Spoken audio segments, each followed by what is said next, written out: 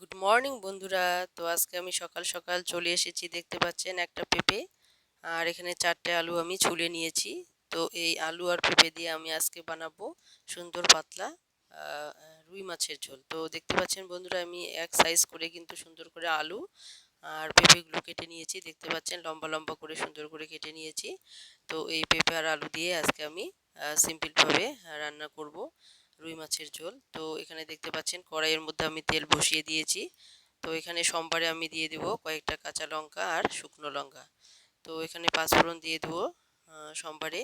তো দেখতে পাচ্ছেন এখানে আমি কিন্তু কড়াইয়ের মধ্যে কাঁচা লঙ্কা, শুকনো লঙ্কা আর পাঁচফোড়ন দিয়ে দিয়েছি। তো এরপর আমার যে আলু আর পেঁপেটা কাটা আছে, তো সেগুলো কিন্তু আমি দিয়ে দিব। তো দেখতে পাচ্ছেন এখানে কিন্তু আমি আলু আর পেঁপেগুলো সুন্দরভাবে এক সমান করে কেটে নিয়েছি, দেখতে খুবই সুন্দর লাগছে।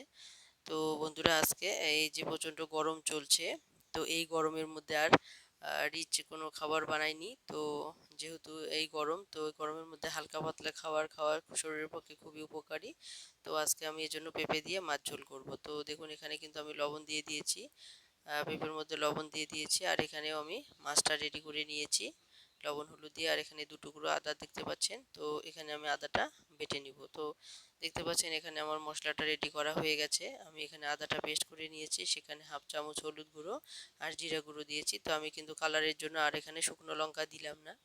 আর এখানে দেখুন আমি যে কড়াইয়ের মধ্যে বসিয়ে দিয়েছি পেঁপে আর আলুগুলো, সেগুলো কিন্তু অনেকটাই ভাজা হয়ে গেছে। তো এখন আমি এখানে হালকা কালারের জন্য হলুদ দিয়ে দিলাম, তো দেখতে ভালো লাগে হলুদ দিয়ে ভাজলে পরে। তো বন্ধুরা এখানে দেখতে পাচ্ছেন, তো আমি পেঁপে আর আলুটা ভালোভাবে আগে ভেজে নিব, তারপর কিন্তু মশলাটা দিব। তো আপনারা সঙ্গে থাকুন, পুরো ভিডিওটা দেখতে থাকুন। আর অবশ্যই লাইক করবেন, কমেন্ট করবেন, শেয়ার করবেন আর সাবস্ক্রাইব করতে ভুলবেন না। তো বন্ধুরা পাশে থাকুন, এইভাবেই পাশে থেকে উৎসাহ বাড়াতে থাকুন, তবে আমি নতুন নতুন ভিডিও দিতে পারবো। তো বন্ধুরা পুরো ভিডিওটা সাথে থাকুন আর দেখতে থাকুন আমি কিভাবে সিম্পলভাবে রান্নাটা করি। তো দেখতে পাচ্ছেন এখানে কিন্তু আমি মশলাগুলো দিয়ে দিলাম।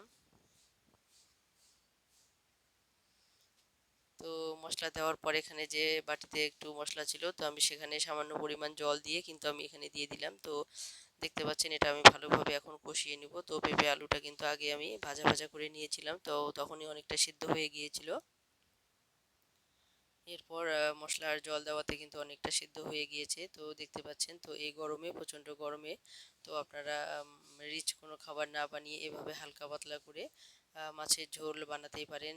যেহেতু বাঙালিরা সব সময় মাছে ভাতে বাঙালি, তো ভাতের মধ্যে মাছ না থাকলেও বাঙালিদের একদিনও চলে না। তো এই গরমে ভারী রিচ খাবার না বানিয়ে এভাবে হালকা পাতলা যদি খাবার বানানো যায়, তো বাচ্চা থেকে বুড়ো সবারই পেট ভালো থাকবে আর শরীর সুস্থ থাকবে। শরীর সুস্থ থাকলে মনও সুস্থ থাকবে। তো মন শরীর সুস্থ থাকলে পরিবারের সবাই খুশি থাকবে। তো বন্ধুরা দেখুন এখানে কিন্তু আমার ঝোলের জল দেওয়া হয়ে গেছে, তো এখন টকবক করে ফুটে উঠছে।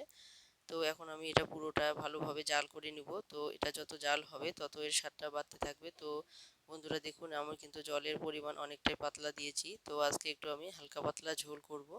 তো দেখতে পাচ্ছেন এখানে অনেকটা পরিমাণে জাল হয়ে গেছে। তো আমি সাধারণত কিন্তু এটা নিরামিষ ভাবেই রান্না করছি। তো এখানে কিন্তু আমি কোনো পেঁয়াজ রসুন দেইনি। তো গরমের দিনে যতটা পারা যায় পেঁয়াজ রসুন একটু কম খাওয়াই ভালো। তো দেখতে পাচ্ছেন এখানে কিন্তু আমি অনেকটা পরিমাণ এখানে নামিয়ে নিয়েছি, আর আমি কিন্তু একটুখানি আলাদাভাবে রেখে দিয়েছিলাম। তো ওটা আমি নিরামিষই রাখবো। তো দেখতে পাচ্ছেন এখানে কিন্তু কড়াইয়ের মধ্যে আমি তেল বসিয়ে দিয়েছি। আমি কিন্তু আগে মাছটা ভাজিনি, তো এখন আমি মাছটা ভেজে নিব। তো আজকে একটু আলাদাভাবে এখানে রান্না করব। প্রথমত আমি এখানে মাছটা ভেজে নেব, আর আমার যতটা পরিমাণ মাছ লাগে আমি ঠিক ততটাই এই ঝোলের মধ্যে দিয়ে দেবো। তো বন্ধুরা সাথে থাকুন, পুরো ভিডিওটা দেখতে থাকুন আর অবশ্যই লাইক করবেন, কমেন্ট করবেন আর শেয়ার করতে ভুলবেন না। তো শেয়ার করুন, সাবস্ক্রাইব করুন। সাবস্ক্রাইব করার পর অবশ্যই বেল আইকনে ক্লিক করুন। তো বন্ধুরা অবশ্যই পাশে থেকে এভাবে আমাকে উৎসাহ দিতে থাকুন। তো বন্ধুরা দেখতে পাচ্ছেন এখানে কিন্তু আমি মাছগুলো ভালোভাবে ভেজে নিচ্ছি। তো এখানে আমার সমস্ত মাছ লাগবে না, আমার যে কয়েকটা পিস লাগবে আমি শুধু সেই কয়েকটা মাছ এখন রান্না করব। তো সাধারণত বাসি মাছ না খাওয়াই ভালো এখন গরমের দিনে। তো দেখতে পাচ্ছেন এখানে কিন্তু আমি সসপ্যানটা আলাদাভাবে বসিয়ে দিয়েছিলাম ওভেনে। তো সেটা অনেকটা গরম হয়ে গিয়েছে। তো এটা তো আগেরই রান্না, তো আমি এখন শুধু মাছটা ভাজবো আর গরম গরম সেখানে দিয়ে দেবো। তো এখানে কিন্তু আর বেশিক্ষণ জাল করতে হবে না, শুধু মাছটা দিয়ে একটু জাল করলেই হয়ে যাবে। তো বন্ধুরা অবশ্যই আপনারা এভাবে সিম্পলভাবে গরমের মধ্যে রান্না করে বাড়িতে পরিবেশন করুন। তো সবারই খেতে ভালো লাগবে, আর সবারই শরীর ভালো থাকবে, সুস্থ থাকবে। তো সুস্থ থাকা মানে সবারই মন ভালো থাকা। তো বাড়ির প্রত্যেকটা সদস্যরই ভালো থাকা খুবই প্রয়োজন।